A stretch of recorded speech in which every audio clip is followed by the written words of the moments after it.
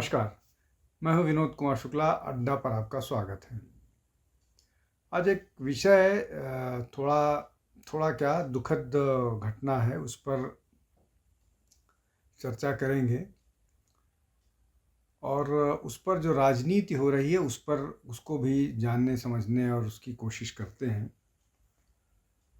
अयोध्या में 2-3 दिन पहले एक बलात्कार की घटना हुई और बलात्कार की घटना के बाद एक दलित 22-23 साल की महिला के साथ बलात्कार की घटना हुई और उसके बाद उसकी मौत उसका मर्डर हो गया, उसको मार दिया गया। प्राइमा फेसी इसी तरह की रिपोर्ट आ रही है, लेकिन बलात्कार की घटनाएं होती हैं, बहुत दुखद है, उस पर कंट्रोल नहीं हो पाता है, सख्त कानून बन गया है, फांसी तक की सज़ा बलात्कार पर हो गई है, ये सब हुआ है। लेकिन आज इस मामले को लेकर के जो फैज़ाबाद के सांसद हैं अवधेश प्रसाद, वो कैमरे के सामने या प्रेस कॉन्फ्रेंस में वो रोने लगे, रोते हुए नज़र आए और वो लगातार इस तरह की बात करते रहे कि इस पूरे मामले को मैं देखूंगा, संसद में उठाऊंगा, प्रधानमंत्री मोदी के सामने उठाऊंगा और अगर बच्ची को न्याय नहीं मिला तो मैं अपने पद से त्याग पत्र दे दूंगा। पद का मतलब जो फैज़ाबाद की सांसदी है उनके पास।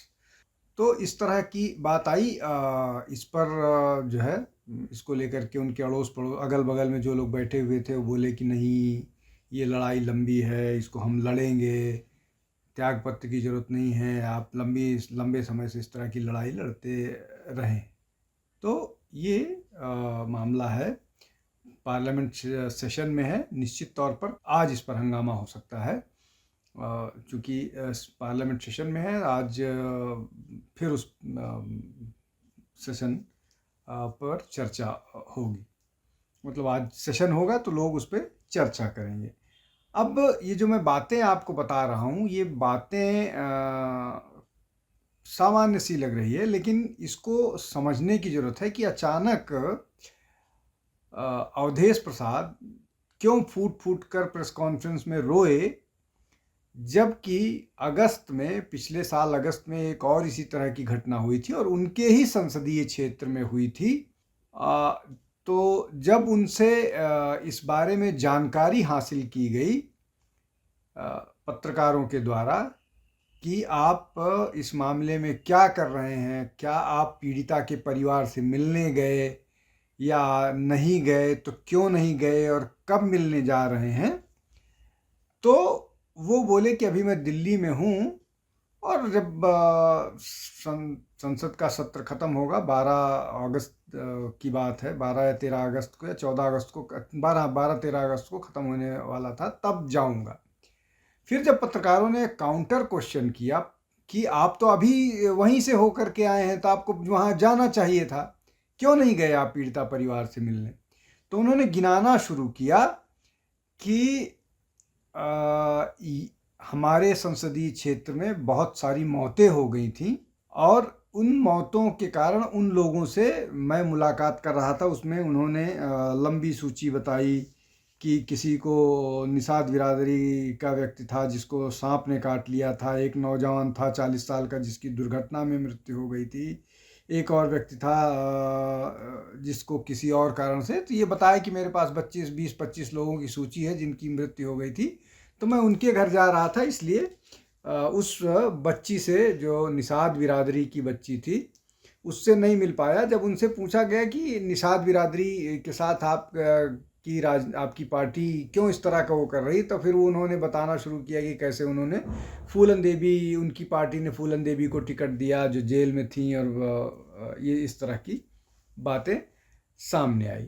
अब इस पर लगातार बचने की कोशिश क्यों कर रहे थे, इस पर अवधेश प्रसाद लगातार बचने की कोशिश इसलिए कर रहे थे कि ये जो 12 साल की बच्ची या 14 साल की बच्ची जिसके साथ बलात्कार हुआ और जो प्रेग्नेंट हो गई थी, मतलब उसके साथ लगातार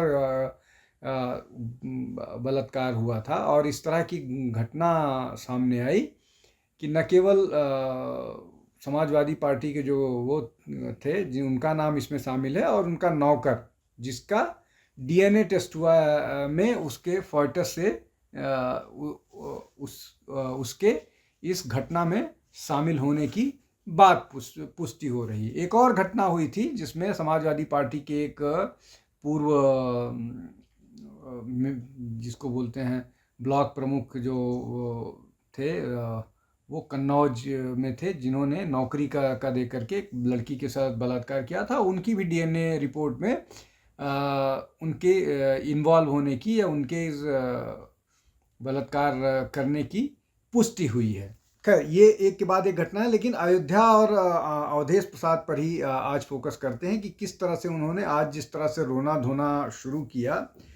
लेकिन जब मोहित खान की बात हुई, जो समाजवादी पार्टी का कार्यकर्ता था, और उसके नौकर की जिसकी इन्वॉल्वमेंट की बात आ रही थी, और उसके पार्टी से निकाले जाने पर जब प्रश्न किया जा रहा था, तो उन्होंने बोला कि एक समिति बैठ गई है, एक कमेटी उनके राष्ट्रीय अध्यक्ष ने बना दिया है, वो कमेटी फैसला लेगी कि इस व्यक्ति के साथ करना क्या है।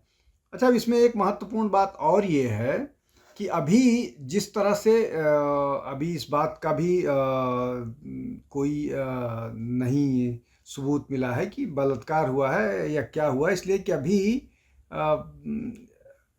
पोस्टमार्टम के लिए लाश गई है, भेजी गई है।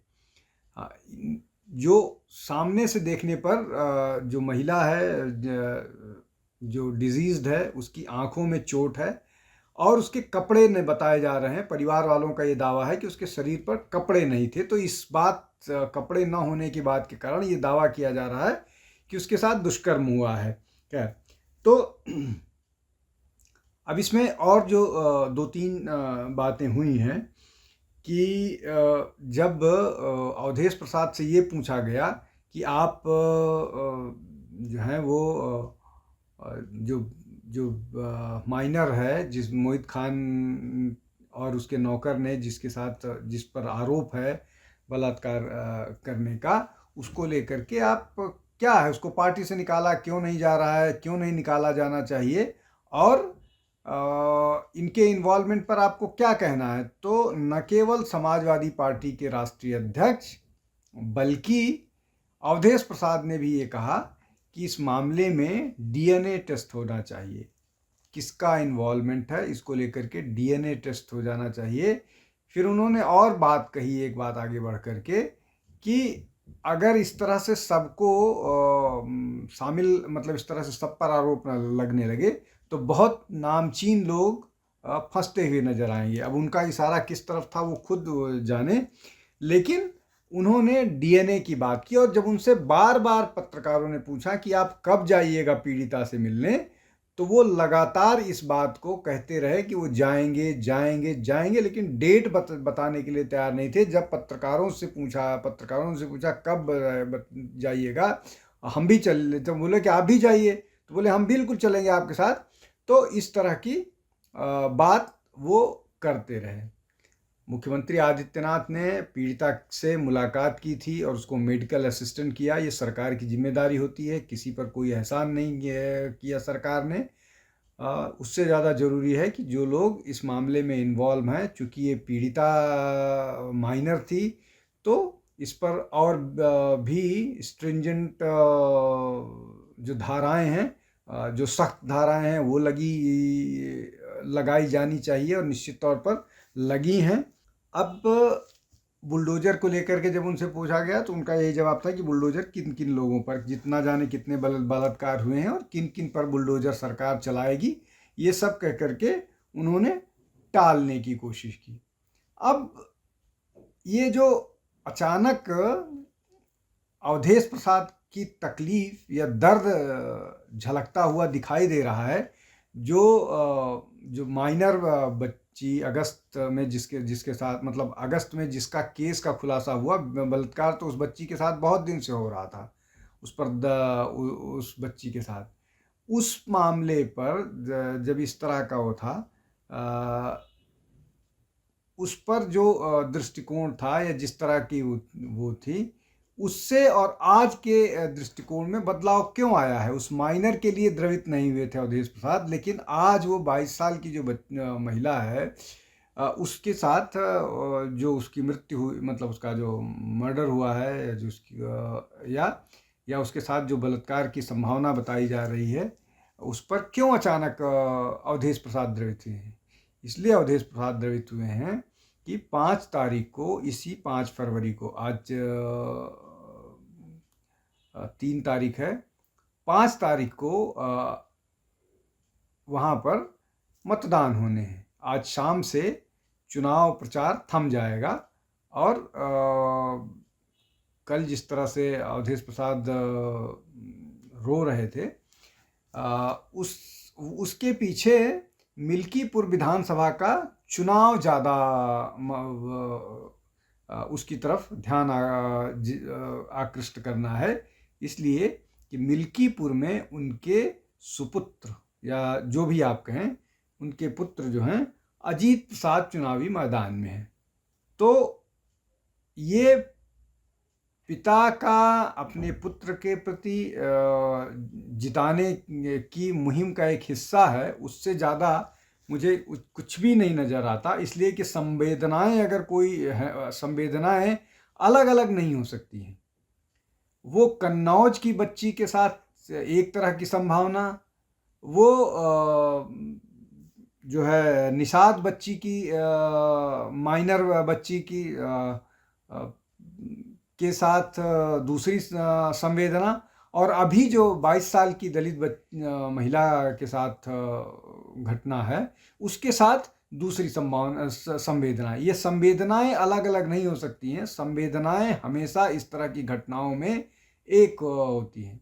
इस घटना में बलात्कार और मौत का मामला है, का आरोप है। दूसरे मामले में बलात्कार का, माइनर के साथ बलात्कार का है, और तीसरे मामले में बलात्कार का है। 2 केस में बच्चियों की जान नहीं गई है। इस मामले में महिला की जान चली गई है। तो ये उस तरह की है। अब इसमें एक और महत्वपूर्ण बात यह है कि जब अगस्त में मीडिया के लोग अवधेश प्रसाद से बात कर रहे थे, तो अवधेश प्रसाद बलात्कार वाले मामले में ही जब उनसे पत्रकार प्रश्न कर रहे थे, तो वो चुहलबाजी कर रहे थे, वो पत्रकारों से मजाक कर रहे थे और हंस रहे थे। मैं इसको गैर जिम्मेदाराना तरीके से नहीं कर रहा हूँ। वो वीडियो बाइट्स या ये उनकी जो चीज़ें हैं वो मैंने सेव करके रख ली हैं कि इस तरह की। तो वो चुहलबाजी कर रहे थे, वो मजाक करते हुए पत्रकारों से नजर आ रहे थे। तो जो मैं संवेदनाओं की बात कर रहा था, वो संवेदनाएं अलग अलग नहीं हो सकती हैं। संवेदनशील व्यक्ति के लिए किसी भी बलात्कार या हत्या के मामले में संवेदनाएं एक जैसी रहेंगी। वो इस बात से भी नहीं बदलेंगी कि जो विक्टिम है उसकी जाति क्या है। इसलिए कि अवधेश प्रसाद जो हैं वो पूरे फैज़ाबाद कॉन्स्टिट्यूएंसी को रिप्रेजेंट करते हैं। पूरे फैज़ाबाद, वोट चाहे उनको जितने लोगों ने दिया हो, लेकिन पूरे फैज़ाबाद के लोग उनकी कॉन्स्टिट्यूएंट्स हैं। तो वहाँ पर जो भी घटना होती है उनकी संवेदनाएं अलग नहीं होनी चाहिए, ना अलग। तो ये सारा मामला है। अभी अजीत प्रसाद और चंद्रभान पासवान भारतीय जनता पार्टी के, इन्हीं दोनों लोगों के बीच में टक्कर है। हालांकि तीसरा जो कैंडिडेट है वो आज़ाद समाज पार्टी का, वो भी पासवान, मतलब वो भी एक ही बिरादरी का है। मतलब अजीत प्रसाद, चंद्रभान पासवान और आज़ाद समाज पार्टी का जो कैंडिडेट है, तीनों एक ही जाति के हैं।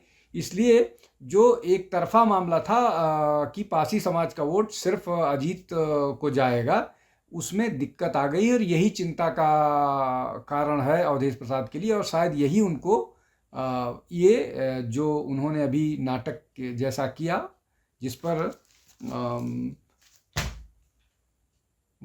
उत्तर प्रदेश के मुख्यमंत्री ने कहा कि इस पर जांच होगी, तो कहीं न कहीं से इसमें इन्हीं की पार्टी का कोई शामिल नजर आएगा। खैर, जांच में जो भी चीज़ें सामने आएगी, लेकिन आज जो अवधेश प्रसाद ने किया वो बड़ा भोंडा था, ऐसा उम्मीद नहीं की जा सकती। आज के लिए बस इतना ही। बहुत बहुत धन्यवाद। नमस्कार।